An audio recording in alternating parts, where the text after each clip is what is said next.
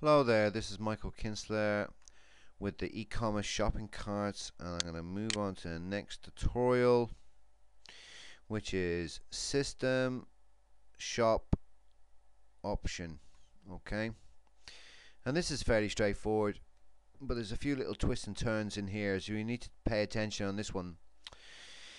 Again, these little buttons here, fairly straightforward, and if you just read off to the left, and I'll go through it with you. Send an email to the store owner when the new order is created. Again, yes or no. Brilliant if you just want to come to your website. You don't have to come back to it every 5 minutes. You get an email to your email address, which is be created for you, whatever one you choose on the online form. And basically, once you have your email set up, then once somebody purchases something off the website, you'll receive an email, and that's it. It's just like an eBay cheap. If you've got a lot of products on eBay, this would be ideal because you can sell all your products on a domain name. You don't have to put so many products up on eBay, and basically then you have your own shopping cart website that will rank in Google as well, and people will recognize it then as a proper shopping cart. They can actually go in and everything will be set up through the tutorials, and basically that's it, and you've got a powerful piece of software here. Again, free hosting, so you don't have to worry about that, don't have to worry about any support. It's all there for you, and it can be used for anything, but that was covered earlier on anyway. So we'll go through this here now. Customer group. Okay, there's default, reseller, and wholesale. Now I set up reseller, so I'm going to show you how to actually come back to this. Now there's a bit of chopping and changing here. So if you go into sales and customer groups, you'll see that reseller is set up, and you'll see over here to the right there's a thing called insert. The other one was save and insert. So I'm going to insert a new group, and I'm just going to call it shop. That's it. Save. You don't have to go back to the shopping cart on the front page. You just go back into settings, and then you go into option, and then customer group, shop. That's it. Job done.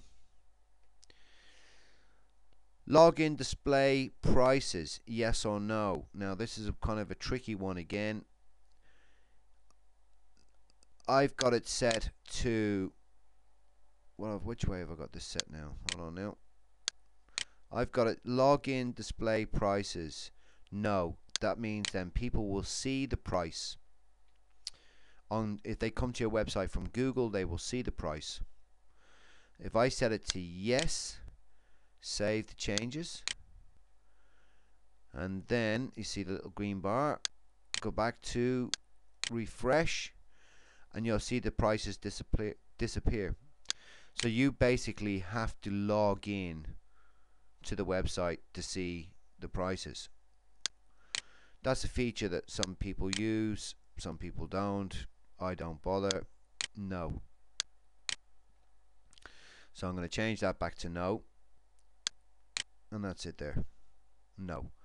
Approve new customers. You want to keep that to no, because you don't want to keep running backwards and forwards and approving new customers and all this kind of stuff. So set that to no. Another good little feature is guest checkout. This is an excellent feature. Okay, so say if I want to go and buy this. So let's have a look at this thing. Oh, that's a picture. Let's click out of that. So I've actually got something here in the shopping cart. So let's go in there, and let's go into to checkout. So say I want to go to checkout. Okay, so I've got a register account like you normally would do, but I've also got a guest checkout. So this will actually just pull up all the information for the guest. They don't have to register with the site. They just go straight into guest checkout. They pay by PayPal, you get an email, they get an email, and that's it. So that's a good little feature, that is. So you can either enable it or disable it. Yes or no. Now moving on to the account terms, checkout terms, okay? So forces people to agree to terms. Now another way, you go onto a website and you have to tick the box here and tick a box there, where you're forcing them to go through the private policy and the checkout. Pardon me. So I would leave them the way it is there. Okay, so private policy, terms and conditions, that's it. Display stock, yes or no. So you can display if you have it in stock or you don't have it in stock. Again, self-explanatory. Show out of stock, yes or no. So if you're selling, say, 10 coffee machines and you've sold 9 of them and you've got 1 left, you could still say it's in stock, 1 left. So show out of stock, and you could actually show it's out of stock then, but you can actually still go in and buy it. Do you know what I mean? So there's a whole, this area here needs to be sorted out, but we'll come back to that. Stock checkout. Right, yes or no. Allow customers to still check out if the products they're ordering are not in stock. So in other words, they can still check out if you haven't got the products. Yes or no. And we'll actually come back to this in greater detail, but just set it the way it is there now. Display stock. Yes, you can set that too, but I've actually got set no for the shopping cart that I have, the demo one. And now moving down here, order status. Pending, processing. Yeah, that's the order status. So in other words, they're pending. Pending means that you either have it or you don't have it, or you can order it, and you might get back to the client then and say, sorry, it's pending, but I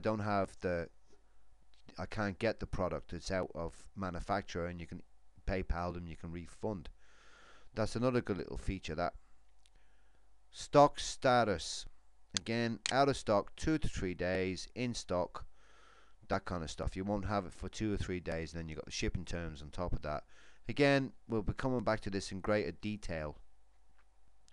Allow downloads. Now I'll be coming back to that. Yes or no. In other words, they can download something from the website, whatever you decide for them to download. And I'll be coming back to this. This section here is very, very important, so I'll be coming back to this. Download order status. Set the order status the customer's order must reach before they are allowed to access the downloadable products. Set the order status the customer's order must reach before they are allowed to. So yeah, again, completed. You can go through that, but just leave that for completed for now. And that's it. And then save the changes.